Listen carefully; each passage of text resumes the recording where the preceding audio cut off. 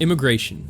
It's been the defining characteristic of America since before our country even began. So it's important to remind ourselves of our rich history, of where we all came from to create this one-of-a-kind melting pot of people that is the United States in the 21st century. This is the first of a 6-part series that attempts to briefly get our arms around that history.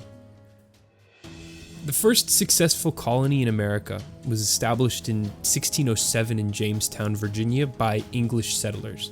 But these first Europeans arrived in a land that was already home to other people, to indigenous Native Americans who thousands of years before had crossed over a land bridge from Siberia into what's now the state of Alaska.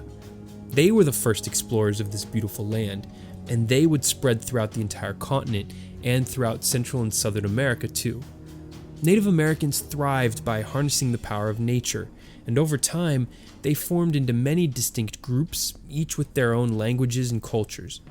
Then, in 1492, as legend has it, Christopher Columbus sailed the ocean blue and arrived in the Bahamas, and immediately encountered a group of these indigenous people called the Arawak.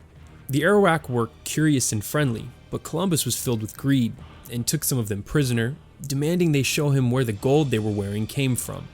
Now, the Native Americans were so easygoing and poorly armed compared to these Europeans, who had modern weaponry like metal-forged swords and armor and even guns, that Columbus said, quote, "I could conquer the whole of them with 50 men and govern them as I pleased." And that's exactly what he and other Spanish conquistadors who came after him did.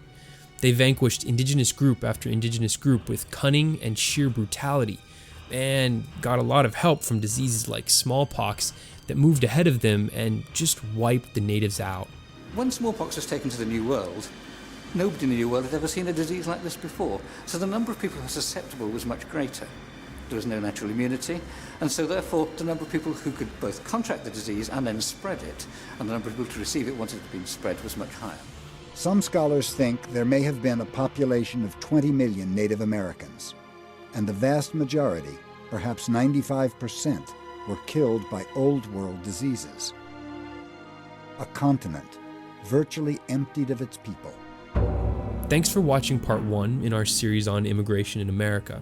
You can click on the screen to watch part 2 or our video on the 10 greatest conquerors in human history, featuring the conquistadors Cortez and Pizarro. You can also watch our documentary on the most interesting mega projects of the future, or our rundown of the 10 most visited countries in the world. Until next time, for TDC, I'm Bryce Plank.